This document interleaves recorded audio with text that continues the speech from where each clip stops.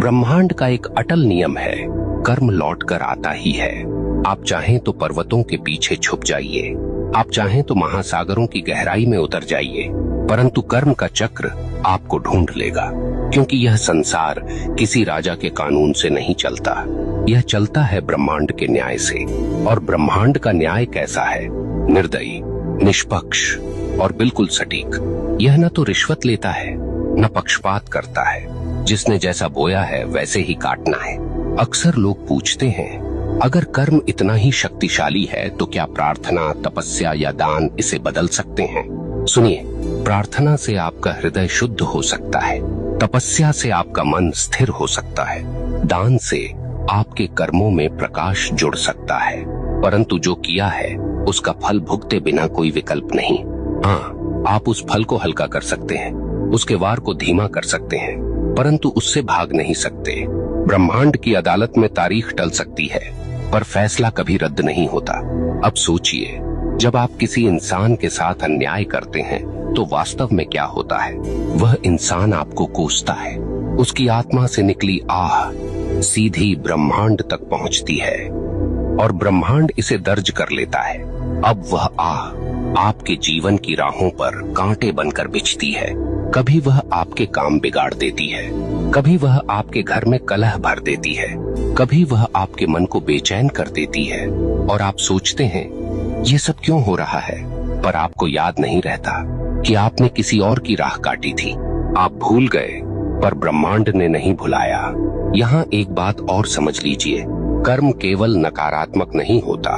जैसे बुरा कर्म लौटता है, वैसे ही अच्छा कर्म भी लौटता है। कभी किसी को सच्चे दिल से सहारा दिया तो वह सहारा एक दिन आपके लिए दीवार बनकर खड़ा हो जाएगा।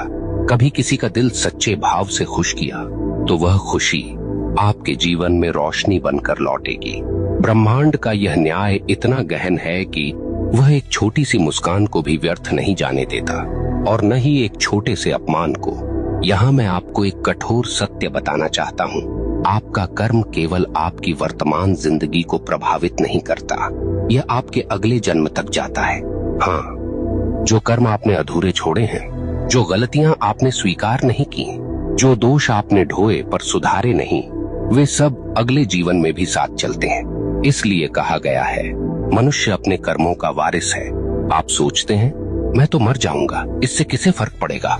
परंतु मरने से कर्म का खाता बंद नहीं होता। आपके शरीर का अंत होता है, पर आपकी आत्मा वही सब लेकर आगे बढ़ती है।